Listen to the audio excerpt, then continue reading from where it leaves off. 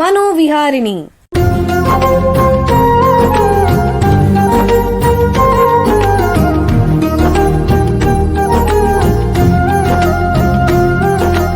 ಬೆಂಗಳೂರಿನ ನಿಮ್ಹಾನ್ಸ್ ವತಿಯಿಂದ ಮಾನಸಿಕ ಆರೋಗ್ಯ ಮತ್ತು ನರವಿಜ್ಞಾನ ಕುರಿತ ಪ್ರಾಯೋಜಿತ ಶಿಕ್ಷಣ ಮಾಲಿಕೆ.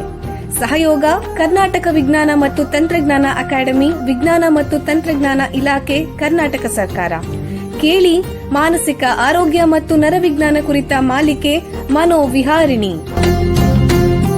ನಮಸ್ಕಾರ ಶ್ರೋತೃಗಳೇ, ನಿಮಗೆಲ್ಲರಿಗೂ ಮನೋವಿಹಾರಿಣಿ ಶಿಕ್ಷಣ ಮಾಲಿಕೆ ಈ ಸಂಚಿಕೆಗೆ ಆತ್ಮೀಯ ಸ್ವಾಗತ. ಹಿಂದಿನ ಸಂಚಿಕೆಯಲ್ಲಿ ನರಮಂಡಲದ ಅಸ್ವಸ್ಥತೆಗಳಲ್ಲಿ ಪ್ರಮುಖವಾಗಿರುವಂತಹ ತಲೆನೋವು ಅಸ್ವಸ್ಥತೆಗಳು ಅಂದರೆ ಹೆಡೇಕ್ ಡಿಸಾರ್ಡರ್ಸ್ ಬಗ್ಗೆ ಮಾಹಿತಿ ಸಂಗ್ರಹಿಸಿದ್ವಿ. ಇವತ್ತು ಅದನ್ನು ಮುಂದುವರಿಸೋಣ. ಹಿಂದಿನ ಸಂಚಿಕೆಯಲ್ಲಿ ತಲೆನೋವು ಅಂದ್ರೇನು, ನಮ್ಮ ದೇಶದಲ್ಲಿ, ನಮ್ಮ ರಾಜ್ಯದಲ್ಲಿ, ನಮ್ಮ ಊರಲ್ಲಿ ಎಷ್ಟು ಪ್ರಮಾಣದಲ್ಲಿದೆ, ಇದರ ರೋಗ ಲಕ್ಷಣಗಳೇನು, ಅದಕ್ಕೂ ನಮ್ಮ ದೇಹದಲ್ಲಿ ಉಂಟಾಗುವಂತಹ ವಿವಿಧ ಕಾಯಿಲೆಗಳಿಗೂ ಏನು ಸಂಬಂಧ, ಇದು ಮಕ್ಕಳಿಗೂ ಬರುತ್ತೆಯೇ ಇತ್ಯಾದಿಗಳ ಬಗ್ಗೆ ಮಾಹಿತಿ ಸಂಗ್ರಹಿಸಿದ್ವಿ. ಅಯ್ಯೋ ತಲೆನೋವು ತಾನೆ ಅಂತ ಸುಮ್ಮನೆ ತೆಗೆದುಹಾಕೋ ಹಾಗಿಲ್ಲ. ಕೆಲವು ಸಂದರ್ಭಗಳಲ್ಲಿ ನಾವು ತಲೆನೋವನ್ನು ಬಹಳ ಗಂಭೀರವಾಗಿ ಪರಿಗಣಿಸಬೇಕು ಅನ್ನೋದನ್ನು ಕೂಡ ನಮ್ಮ ತಜ್ಞರು ತಿಳಿಸ್ಕೊಟ್ರು. ಈ ತಲೆನೋವಿನಲ್ಲಿ ಹಲವು ವಿಧಗಳಿದೆ ಅಂತ ಹಿಂದಿನ ಸಂಚಿಕೆಯಲ್ಲಿ ಅವರು ಹೇಳಿದ್ರು. ಪ್ರೈಮರಿ ಅಥವಾ ಪ್ರಾಥಮಿಕ ತಲೆನೋವು ಮತ್ತು ಸೆಕೆಂಡರಿ ಅಥವಾ ದ್ವಿತೀಯ ತಲೆನೋವು ಅಂತ ಎರಡು ಪ್ರಮುಖ ಪ್ರಭೇದಗಳು. ಅದರಲ್ಲಿ ಬರುವಂತಹ ವಿವಿಧ ರೀತಿಯ ತಲೆನೋವುಗಳ ಬಗ್ಗೆ ಕೂಡ ಹೇಳಿದ್ರು. ಪ್ರಾಥಮಿಕ ತಲೆನೋವುಗಳ ಪೈಕಿ ನಮಗೆಲ್ಲ ಚಿರಪರಿಚಿತವಾಗಿರೋದು ಒಂದು ಮೈಗ್ರೇನ್ ತಲೆನೋವು ಮತ್ತು ಇನ್ನೊಂದು ಟೆನ್ಷನ್ ತಲೆನೋವು. ಮೈಗ್ರೇನ್ ತಲೆನೋವು ಅಂದ್ರೇನು, ಇದು ಬೇರೆ ತಲೆನೋವುಗಳಿಗಿಂತ ಹೇಗೆ ಭಿನ್ನವಾಗಿರುತ್ತೆ, ಇದಕ್ಕೆ ಸೂಕ್ತ ಚಿಕಿತ್ಸೆ ಇದೆಯೇ ಅನ್ನೋದು ಜನರಲ್ಲಿ ಮೂಡುವಂತಹ ಪ್ರಶ್ನೆಗಳು. ಹಾಗೇನೆ ಹಲವರಲ್ಲಿ ಕಂಡುಬರುವಂತಹ ಈ ಟೆನ್ಷನ್ ತಲೆನೋವಂತೂ ಸರ್ವೇ ಸಾಮಾನ್ಯ. ಇದರ ಬಗ್ಗೆ ಕೂಡ ಜನರಲ್ಲಿ ಬಹಳ ಪ್ರಶ್ನೆಗಳಿರುತ್ತೆ. ಅಲ್ಲದೆ ತಲೆನೋವು ಬಂದಾಗ ಯಾರನ್ನ ಸಂಪರ್ಕಿಸಬೇಕು, ಇದಕ್ಕೆ ಏನು ಚಿಕಿತ್ಸೆ ಇದೆ, ಈ ಎಲ್ಲ ವಿಷಯಗಳ ಬಗ್ಗೆ ನಮ್ಮ ತಜ್ಞರ ಹತ್ರ ಮಾಹಿತಿ ಸಂಗ್ರಹಿಸೋಣ. ನರರೋಗ ವಿಜ್ಞಾನ ಕ್ಷೇತ್ರದಲ್ಲಿ ಸುಮಾರು 10 ವರ್ಷಗಳಿಂದ ವೈದ್ಯಕೀಯ ಸೇವೆ ಮತ್ತು ಸಂಶೋಧನೆ ಮಾಡ್ತಾ ಇರುವಂತಹ ನಿಮ್ಹಾನ್ಸ್ನ ನರರೋಗ ಅಂದರೆ ನ್ಯೂರಾಲಜಿ ವಿಭಾಗದಲ್ಲಿ ಹೆಚ್ಚುವರಿ ಪ್ರಾಧ್ಯಾಪಕರಾಗಿರುವಂತಹ ಡಾಕ್ಟರ್ ಪೂಜಾ ಮಾಯ್ಲಾಂಕೋಡಿ ಅವರು ನಮ್ಮ ಜೊತೆಗಿದ್ದಾರೆ. ಅವರನ್ನು ಸ್ವಾಗತಿಸೋಣ. ನಮಸ್ಕಾರ ಡಾಕ್ಟರ್ ಪೂಜಾ ಅವರೇ. ನಮಸ್ಕಾರ. ನಿಮಗೆ ಈ ಕಾರ್ಯಕ್ರಮಕ್ಕೆ ಸ್ವಾಗತ. ಡಾಕ್ಟರ್ ಪೂಜಾ ಅವರೇ, ನಿಮಗೆ ಈ ಸಂಚಿಕೆಯ ಮೊದಲನೇ ಪ್ರಶ್ನೆ ಏನು ಅಂತಂದ್ರೆ, ಈ ಮೈಗ್ರೇನ್ ತಲೆನೋವು ಅಂತಂದ್ರೆ ಏನು, ದಯವಿಟ್ಟು ತಿಳಿಸಿ. ಈ ಮೈಗ್ರೇನ್ ತಲೆನೋವು ಅಂದ್ರೆ ಒಂದು ಪ್ರಾಥಮಿಕ ತಲೆನೋವು. ಅದು ಹೇಗಿರತ್ತೆ ಅಂದ್ರೆ ಸಾಮಾನ್ಯವಾಗಿ ಒಂದು ಸೈಡ್ ಅಥವಾ ಒಂದು ಭಾಗದಲ್ಲಿ ಅಂತ ಹೇಳ್ತಾರೆ. ಚುಚ್ಚುದು ಅಥವಾ ಬಡ್ಕೊಳ್ಳೋದು ಅಂತ ಡಿಸ್ಕ್ರೈಬ್ ಮಾಡ್ತಾರೆ ಪೇಷಂಟ್ಸ್. ಮತ್ತೆ ತುಂಬಾ ಅಸ್ವಸ್ಥತೆ ಕಾಸ್ ಮಾಡುತ್ತೆ ಸಾಮಾನ್ಯವಾಗಿ. ಮತ್ತೊಂದು ಏನಂದ್ರೆ ಈ ತಲೆನೋವು ತಲೆ ಆ ಕಡೆ ಈ ಕಡೆ ಅಲ್ಗಾಡ್ಸಿದ್ರೆ ಅಥವಾ ಓಡಾಡ್ಕೊಂಡ್ರೆ ಎಲ್ಲ ತಲೆನೋವು ಜಾಸ್ತಿ ಆಗ್ಬೋದು. ಎಗ್ರವೇಟ್ಸ್ ಆನ್ ಫಿಸಿಕಲ್ ಆಕ್ಟಿವಿಟಿ ಅಂತ ನಾವು ಅದನ್ನ ಡಿಸ್ಕ್ರೈಬ್ ಮಾಡ್ತೇವೆ. ಇದು ಅಲ್ಲದೇನೆ ತಲೆನೋವು ಬರುವಾಗ ಲೈಟ್ ಕಾಣಿಸ್ಕೋಬಾರ್ದು ಅಥವಾ ಸೌಂಡ್ ಕೇಳಿಸ್ಕೋಬಾರ್ದು ಅಂತ ಅನ್ಸತ್ತೆ ಕೆಲವೊಬ್ರಿಗೆ. ಮತ್ತೆ ಕೆಲವೊಬ್ರಿಗೆ ವಾಂತಿ ಬರುವಂಗಾಗತ್ತೆ, ಕೆಲವೊಬ್ರಿಗೆ ವಾಂತಿನೂ ಬರುತ್ತೆ. ಈ ತಲೆನೋವು ತುಂಬಾ ಜನಗಳಿಗೆ ಬರೋದು ಟ್ರಿಗರ್ಸ್ ಅಲ್ಲಿ ಬರ್ಬೋದು. ಬಿಸಿಲಿಗೆ ಹೋದ್ರೆ ಅಥವಾ ಕೆಲವು ತಿಂಡಿ ಪದಾರ್ಥಗಳು ತಿಂದ್ರೆ, ಕೆಲವು ಪರ್ಫ್ಯೂಮ್ ಸ್ಮೆಲ್ಸ್ ಅನುಭವಿಸಿದ್ರೆ, ಈ ತರ ಟ್ರಿಗರ್ಸ್ ಇಂದಲೂ ಈ ತಲೆನೋವು ಬರ್ಬೋದು. ಅಂದ್ರೆ ಈ ಮೈಗ್ರೇನ್ ತಲೆನೋವು ಅನ್ನೋದು ಸುಮಾರು ಜನರಲ್ಲಿರುತ್ತೆ. ಈ ಮೈಗ್ರೇನ್ ತಲೆನೋವು ಅನ್ನೋದು ಎಷ್ಟು ಕಾಲ ಇರಬಹುದು ಒಂದ್ಸರಿ ಬಂದ್ರೆ ಮೈಗ್ರೇನ್ ತಲೆನೋವು? ಮೈಗ್ರೇನ್ ತಲೆನೋವು ಅಂದ್ರೆ ನಾನು ಹೇಳಿದ ತರ ಪ್ರಾಥಮಿಕ ತಲೆನೋವು ಎಪಿಸೋಡಿಕ್, ಯೂಶುವಲಿ ಅದು ಬಂದು ಹೋಗಿ ಆಗುವ ತಲೆನೋವು. 4 ಗಂಟೆಗಳಿಂದ 72 ಗಂಟೆಗಳವರೆಗೆ ಈ ಎಪಿಸೋಡಿಕ್ ಮೈಗ್ರೇನ್ ಇರ್ಬೋದು. ಸಾಮಾನ್ಯ ಬಂದು ಹೋಗಿ ಆಗತ್ತೆ, ದೀರ್ಘಕಾಲಿಕವಾಗಿ ಇರುತ್ತೆ. ಯಾವ ಟ್ಯಾಬ್ಲೆಟ್ ತಗೊಳ್ಳದೇನೆ 4 ಗಂಟೆಯಿಂದ 72 ಗಂಟೆ ತನಕ ಇರುವಾಗ ಅದನ್ನು ನಾವು ಮೈಗ್ರೇನ್ ಹೆಡ್ಏಕ್ ಇರ್ಬೋದು. ಸರಿ ಸರಿ. ಅಂದ್ರೆ ಇದು ಬೇರೆ ಬೇರೆ ತಲೆನೋವುಗಳಿಗಿಂತ ಹೇಗೆ ಡಿಫರೆಂಟ್ ಆಗಿದೆ, ಭಿನ್ನವಾಗಿದೆ? ಸೊ ಪ್ರಾಥಮಿಕ ತಲೆನೋವುಗಳಲ್ಲಿ ಮೈಗ್ರೇನ್ ಅಂದ್ರೆ ಈ ಅಸ್ವಸ್ಥತೆ ಕಾಣಿಸತ್ತೆ ಒಂದು, ಮತ್ತೊಂದು ಈ ಚುಚ್ಚುವಂಗಿರುವ ಅಥವಾ ಪಲ್ಸೇಟಿಂಗ್ ಕ್ವಾಲಿಟಿ ಇರತ್ತೆ. ಅದೇ ರೀತಿಯಲ್ಲಿ ನಾವು ಟೆನ್ಷನ್ ಟೈಪ್ ಹೆಡ್ಏಕ್ ನೋಡಿದ್ರೆ ಅದು ಸಾಮಾನ್ಯ 2 ಸೈಡು ಇರತ್ತೆ, ಅದಷ್ಟು ಚುಚ್ಚುವಂಗ್ ಇರೋದಿಲ್ಲ. ಅಂಡ್ ಇಷ್ಟೊಂದು ಅಸ್ವಸ್ಥತೆ ಇರ್ಬೇಕಂತ ಇಲ್ಲ. ಈ ಲೈಟ್ ಕಾಣಿಸ್ಬಾರ್ದು, ಸೌಂಡ್ ಕೇಳಿಸ್ಬಾರ್ದು, ನಾನೊಂದು ಕತ್ಲೆ ಕೋಣಲ್ಲಿ ಹೋಗಿ ಮಲ್ಕೊಳ್ತೇನೆ, ಆ ತರ ಅಸ್ವಸ್ಥತೆ ಮೈಗ್ರೇನ್ ಅಲ್ಲಿ ಇರೋದು. ಅದು ಈ ಟೆನ್ಷನ್ ಟೈಪ್ ಹೆಡ್ಏಕ್ ಅಲ್ಲಿ ಕಂಡು ಬರೋದಿಲ್ಲ. ನೀವು ಹೇಳಿದಾಗ ಇನ್ನೊಂದೇನಂದ್ರೆ ತಲೆಯ ಒಂದು ಭಾಗದಲ್ಲಿ ಮಾತ್ರ ಬರುತ್ತೆ, ಸಾಮಾನ್ಯವಾಗಿ ಒಂದು ಭಾಗದಲ್ಲಿ ಬರುತ್ತೆ ಮಾತ್ರ. ಈ ಚುಚ್ಚುವಂಗಿರೋದು, ಲೈಟ್ ಕಾಣಿಸ್ಕೋಬಾರ್ದು, ಸೌಂಡ್ ಕೇಳಿಸ್ಕೋಬಾರ್ದು, ತುಂಬಾ ಅಸ್ವಸ್ಥತೆ ಎಲ್ಲ ಇದ್ರೆ 2 ಸೈಡ್ ಬಂದ್ರೂ ಅದು ಮೈಗ್ರೇನೇ ಇರಬಹುದು. ಅಂದ್ರೆ ಇವಾಗ ಮೈಗ್ರೇನ್ ಅನ್ನೋದು ಯಾರಿಗೆ ಬರುವ ಸಾಧ್ಯತೆ ಹೆಚ್ಚು? ಮೈಗ್ರೇನ್ ಅನ್ನೋದು ನಮ್ಮ ಸಮಾಜದಲ್ಲಿ ತುಂಬಾ ಕಾಮನ್. ಮಕ್ಕಳಿಗೂ ಬರ್ಬೋದು, ವಯಸ್ಸಾದವರಿಗೂ ಬರ್ಬೋದು. ಬಟ್ ಸಾಮಾನ್ಯ 30-40 ವಯಸ್ಸಿರುವವರಿಗೆ ಅದು ಹೆಂಗಸರಲ್ಲಿ ಜಾಸ್ತಿ ಕಂಡು ಬರುತ್ತೆ. ಮಾತ್ರ ಎಲ್ಲರಿಗೂ ಬರ್ಬೋದು ಅಂತ ನಾವು ಮಾಹಿತಿ ಇಟ್ಕೋಬೇಕು. ಮಾತ್ರ ಸಾಮಾನ್ಯವಾಗಿ ಜಾಸ್ತಿ ಕಂಡು ಬರೋದು ಹೆಂಗಸರಲ್ಲಿ ಅಂಡ್ 30-40 ವಯಸ್ಸಿರುವವರಿಗೆ ಜಾಸ್ತಿ ಕಂಡು ಬರುತ್ತೆ. ಅಂದ್ರೆ ಇನ್ನೊಂದು ಜನರಲ್ಲಿ ಏನು ಪ್ರಶ್ನೆ ಅಂತಂದ್ರೆ, ಮೈಗ್ರೇನ್ ಬಂದ್ರೆ ಆಗೋಯ್ತಪ್ಪ, ಇನ್ನು ಏನ್ ಮಾಡಕ್ಕಾಗಲ್ಲ, ಜೀವನ ಪರ್ಯಂತ ಅನುಭವಿಸ್ಲೇಬೇಕು ಅನ್ಕೋತಾರೆ. ಮೈಗ್ರೇನ್ ಅನ್ನೋದನ್ನ ಗುಣಪಡಿಸಬಹುದೇ? ಮೈಗ್ರೇನ್ ಕಾಯಿಲೆ ನಮ್ಮ ಸಮಾಜದಲ್ಲಿ ತುಂಬಾ ಕಾಮನ್. ಅಂಡ್ ಮೈಗ್ರೇನ್ ಬಂದ್ರೆ ಆಗೋಯ್ತು ಅಂತ ಯಾವತ್ತಿಗೂ ಯೋಚನೆ ಮಾಡಬಾರ್ದು. ಮೈಗ್ರೇನ್ ಕಾಯಿಲೆ ಖಂಡಿತವಾಗಿಯೂ ಚಿಕಿತ್ಸೆ ಮಾಡುವಂತ ಕಾಯಿಲೆ. ಅದು ಎಷ್ಟು ಅಸ್ವಸ್ಥತೆ ಮಾಡತ್ತೆ ಅಂತ ನಮ್ಗೆ ಗೊತ್ತಿದೆ. ಆ ಅಸ್ವಸ್ಥತೆ ಕಮ್ಮಿ ಮಾಡಕ್ಕೆ ಸುಮಾರು ತರ ವಿಧಾನಗಳಿದಾವೆ. ಚಿಕಿತ್ಸೆ ಮಾಡೋದು ಖಂಡಿತ.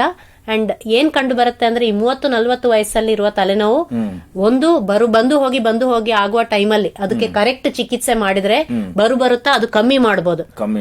ಮತ್ತೊಂದು, ಅದು ವಯಸ್ಸಾದಂಗೆ ಅದರಷ್ಟಕ್ಕೆ ಕಮ್ಮಿನೂ ಆಗ್ಬೋದು. ಬಹಳ ಉಪಯುಕ್ತ ಮಾಹಿತಿ ನೀಡಿದಿರಾ. ಈಗ ಒಂದು ಸಣ್ಣ ವಿರಾಮ ತಗೊಳ್ಳೋಣ. ನಂತರ ತಲೆನೋವಿನ ಬಗ್ಗೆ, ಅದರಲ್ಲೂ ಈ ಮೈಗ್ರೇನ್ ಮತ್ತು ಟೆನ್ಷನ್ ಟೈಪ್ ತಲೆನೋವು ಬಗ್ಗೆ ಚರ್ಚೆನ ಮುಂದುವರಿಸೋಣ.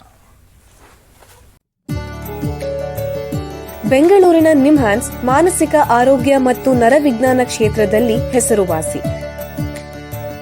ಶ್ರೇಷ್ಠ ಗುಣಮಟ್ಟದ ಔಷಧೋಪಚಾರ, ಸಂಶೋಧನೆ ಮತ್ತು ತರಬೇತಿ ಇವೇ ನಿಮ್ಹಾನ್ಸ್ನ ಪ್ರಮುಖ ಧ್ಯೇಯಗಳು. ದೇಶದ ವಿವಿಧ ಭಾಗಗಳಿಂದ ಬರುವ ಲಕ್ಷಾಂತರ ಜನರಿಗೆ ಚಿಕಿತ್ಸೆ ನೀಡುವ ನಿಮ್ಹಾನ್ಸ್ಗೆ ರಾಷ್ಟ್ರೀಯ ಪ್ರಾಮುಖ್ಯತಾ ಸಂಸ್ಥೆ ಎಂಬ ಗೌರವ.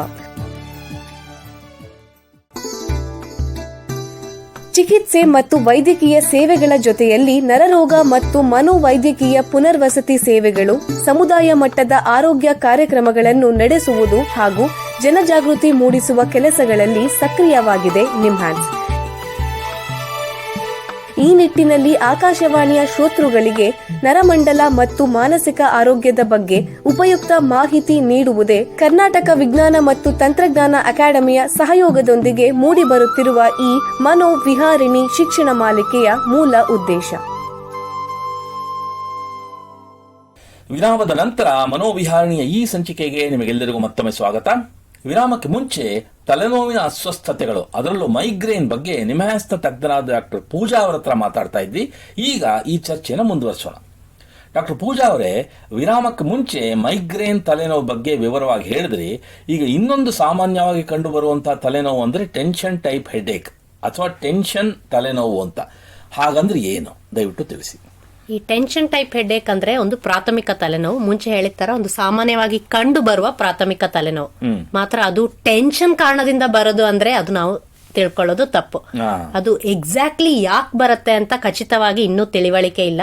ವಂಶ ಪಾರಂಪರ್ಯವಾಗಿಯೂ ಬರ್ಬೋದು, ಪರಿಸರದಿಂದಲೂ ಬರ್ಬೋದು, ಕೆಲವೊಬ್ರು ನಮ್ ಸಂವೇದನಾ ಶಕ್ತಿಯ ವ್ಯತ್ಯಾಸಗಳಿಂದಲೂ ಬರ್ಬೋದು ಅಂತ ಹೇಳ್ತಾರೆ. ಅದು ಕಾರಣ ಎಂತದು ಅಂತ ಖಚಿತವಾಗಿ ಬರೋದಿಲ್ಲ. ಮತ್ತೆ ತುಂಬಾ ಸಾಮಾನ್ಯವಾಗಿ ಕಾಣಿಸುತ್ತೆ. ಅಂಡ್ ಮೈಗ್ರೇನ್ ಹೋಲ್ಸಿದ್ರೆ ಅಷ್ಟೊಂದು ಅಸ್ವಸ್ಥತೆನೂ ಮಾಡಲ್ಲ. ಕೆಲವೊಬ್ಬರಿಗೆ ಅಸ್ವಸ್ಥತೆ ಜಾಸ್ತಿ ಇದ್ರೆ ಅದಕ್ಕೆ ಚಿಕಿತ್ಸೆನೂ ಮಾಡ್ಕೋಬಹುದು. ಈ ಮಾಮೂಲಿ ತಲೆನೋವು ಅಂತ ಹೇಳ್ತಾರೆ ಕೆಲವೊಬ್ರು ಅದಕ್ಕೆ. ಅಂದ್ರೆ ಈ ಮಾಮೂಲಿ ತಲೆನೋವು ಅಂದ್ರೆ ಈ ಟೆನ್ಷನ್ ಟೈಪ್ ಹೆಡ್ಏಕ್ ಅನ್ನು ಹೇಗೆ ನಿವಾರಿಸೋದು? ಟೆನ್ಷನ್ ಟೈಪ್ ಹೆಡ್ಏಕ್ ತುಂಬಾ ಮೈಲ್ಡ್ ಆದ್ರೆ, ಜಾಸ್ತಿ ಸೀರಿಯಸ್ ಇಲ್ಲ ಅಂದ್ರೆ ಕೆಲವೊಬ್ರು ಹಂಗೆ ಮಲ್ಕೊಂಡು ಹೋಗ್ಬಿಡತ್ತೆ. ಕೆಲವೊಬ್ರು ಒಂದು ಪ್ಯಾರಾಸಿಟಮಾಲ್ ಟ್ಯಾಬ್ಲೆಟ್ ತಗೊಂಡ್ರು ಹೋಗ್ಬಿಡತ್ತೆ. ಅಲ್ಲ ತುಂಬಾ ಜಾಸ್ತಿ ಇದೆ ಅಂತ ಆದ್ರೆ ಒಂದು ಡಾಕ್ಟರ್ಗೆ ತೋರಿಸಲೇಬೇಕು. ಮತ್ತೊಂದು ಪ್ಯಾರಾಸಿಟಮಾಲ್ ಇಂದ ಸ್ಟ್ರಾಂಗರ್ ಆಗಿರುವ ಟ್ಯಾಬ್ಲೆಟ್ ಕೊಡಬಹುದು ಅದಕ್ಕೆ. ಈಗ ಇಲ್ಲಿವರೆಗೂ ನೀವು ಪ್ರಾಥಮಿಕ ತಲೆನೋವುಗಳ ಬಗ್ಗೆ ಹೇಳಿದ್ರಿ. ಇದರ ಜೊತೆ ಈ ದ್ವಿತೀಯ ತಲೆನೋವುಗಳು, ಸೆಕೆಂಡರಿ ಹೆಡ್ಏಕ್ಸ್ ಅಂತ ಇರುತ್ತಲ್ಲ, ಅದ್ರ ಬಗ್ಗೆ ಸ್ವಲ್ಪ ವಿವರಣೆ ಕೊಡಿ. ಸೊ ದ್ವಿತೀಯ ತಲೆನೋವು ಅಂದ್ರೆ ಕೆಲವು ಸೀರಿಯಸ್ ಕಾರಣಗಳು ಇರ್ಬೋದು, ಕೆಲವು ಸ್ವಲ್ಪ ಸೀರಿಯಸ್ ಇಲ್ಲದ ಕಾರಣಗಳು ಇರ್ಬೋದು. ಸೊ ಸೀರಿಯಸ್ ಕಾರಣಗಳಂದ್ರೆ ಸ್ಟ್ರೋಕ್, ಮೆದುಳಿನ ಇನ್ಫೆಕ್ಷನ್, ಮೆದುಳಲ್ಲಿ ಏನಾದ್ರೂ ಗೆಡ್ಡೆ, ಇದೆಲ್ಲ ಇದ್ರೆ ಅದು ತುಂಬಾ ಸೀರಿಯಸ್. ಅದಕ್ಕೆ ಆದಷ್ಟು ಬೇಗ ಆ ಕಾರಣ ಹುಡುಕಿ ಆ ಕಾರಣವನ್ನು ಚಿಕಿತ್ಸೆ ಮಾಡೋದು ಇಂಪಾರ್ಟೆಂಟ್, ಅದು ಮುಖ್ಯ.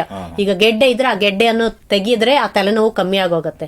ಕೆಲವೊಮ್ಮೆ ತುಂಬಾ ಸಾಮಾನ್ಯವಾಗಿ ಕಂಡು ಬರುವ ಕೆಲವು ಸೆಕೆಂಡರಿ ಕಾಸಸ್ ಅಂದ್ರೆ ಸೈನಸ್ ಇನ್ಫೆಕ್ಷನ್ ಅಥವಾ ಹಲ್ಲಲ್ಲಿ ಕೀವು ಅಥವಾ ಕಿವಿಯಲ್ಲಿ ಕೀವು.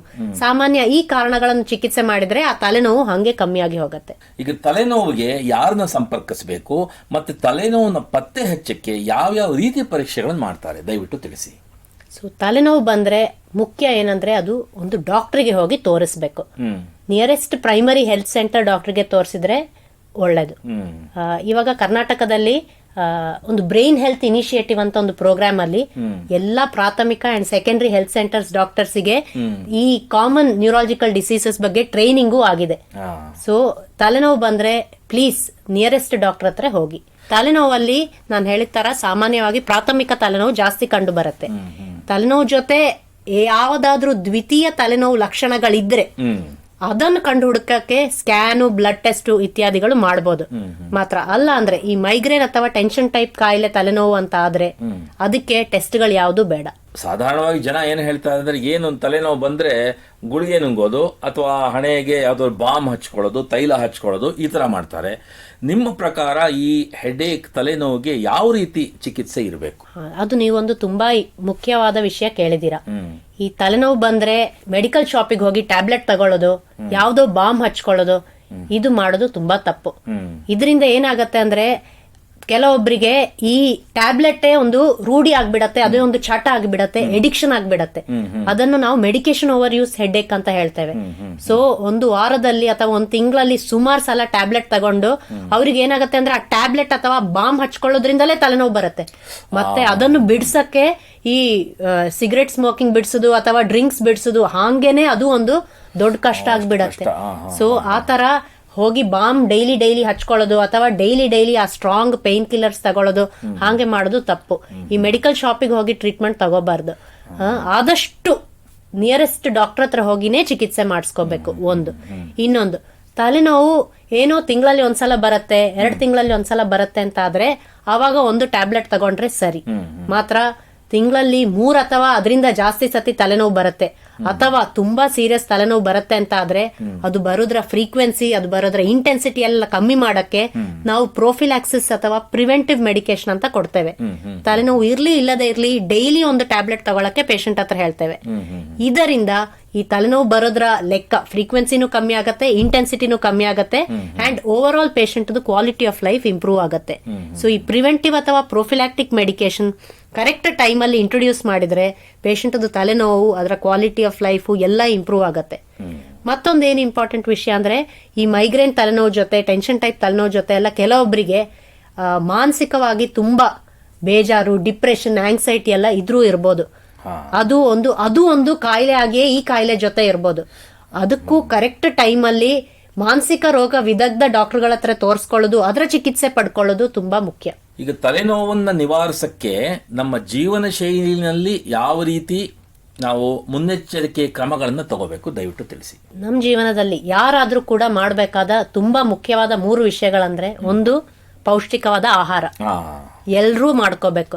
ಜಂಕ್ ಫುಡ್ ಕಮ್ಮಿ ಮಾಡಬೇಕು. ಎಣ್ಣೆಯಲ್ಲಿ ಫ್ರೈ ಮಾಡಿದ ಐಟಮ್ಸ್, ಪ್ರೋಸೆಸ್ಡ್ ಫುಡ್ ಕಮ್ಮಿ ಮಾಡಬೇಕು. ಒಂದು, ಅದು ಎಲ್ಲರೂ ಮಾಡ್ಬೇಕಾಗಿರುವ ವಿಷಯ. ಮತ್ತೊಂದು, ಸರಿಯಾದ ಎಕ್ಸರ್ಸೈಸ್ ಎಲ್ರಿಗೂ ಇರಬೇಕು. ಲೆಕ್ಕ ಏನಂದ್ರೆ 150 minutes of exercise per week ಇರಬೇಕು ಎಲ್ರಿಗೂ. Moderate physical activity of 150 minutes ಎಲ್ರಿಗೂ ಇರಬೇಕು. ಮತ್ತೊಂದು, ಎಡಿಕ್ವೇಟ್ ಸ್ಲೀಪ್, ನಿದ್ದೆ ಕ್ರಮಗಳು ಕರೆಕ್ಟ್ ಇರಬೇಕು. ಅಗತ್ಯ ಎಷ್ಟಿದೆ ಅಷ್ಟು ನಿದ್ದೆ ಎಲ್ರಿಗೂ ಸಿಕ್ಕೋಬೇಕು. ಸೊ ನಿದ್ದೆ, ಎಕ್ಸರ್ಸೈಸ್, ಪೌಷ್ಟಿಕ ಆಹಾರ, ಇದು ಎಲ್ರೂ ಮಾಡ್ಬೇಕಾಗಿರೋದು. ತಲೆನೋವು ಕಮ್ಮಿ ಮಾಡಕ್ಕೂ ಅದಕ್ಕೂ ಇದು ಮುಖ್ಯ. ಬಹಳ ಉಪಯುಕ್ತ ಮಾಹಿತಿ ನೀಡಿದ್ದೀರಾ. ನೋಡಿ, ನಿಮ್ಮ ಹತ್ರ ಮಾತಾಡ್ತಾ ಕಾಲ ಕಳೆದಿದ್ದೇ ಗೊತ್ತಾಗ್ಲಿಲ್ಲ. ಇಲ್ಲಿಗೆ ಈ ಸಂಚಿಕೆ ಮುಗಿಸುವಂತ ಸಮಯ ಆಗ್ತಾ ಇದೆ. ಡಾಕ್ಟರ್ ಪೂಜಾ ಅವರೇ, ಎಲ್ಲ ಕೇಳುಗರಿಗೆ ತಲೆನೋವಿನ ಬಗ್ಗೆ ಉಪಯುಕ್ತ ಮಾಹಿತಿ ನೀಡಿದ್ದೀರಾ. ನಿಮಗೆ ಎಲ್ಲರ ಪರವಾಗಿ ಧನ್ಯವಾದಗಳು. ಶ್ರೋತೃಗಳೇ, ಮಾನಸಿಕ ಆರೋಗ್ಯ ಮತ್ತು ನರವಿಜ್ಞಾನದ ಬಗ್ಗೆ ಇನ್ನೂ ಹೆಚ್ಚಿನ ಮಾಹಿತಿಯೊಂದಿಗೆ ಮನೋವಿಹಾರಣೆಯ ಮುಂದಿನ ಸಂಚಿಕೆಯಲ್ಲಿ ಭೇಟಿಯಾಗೋಣ. ನಮಸ್ಕಾರ.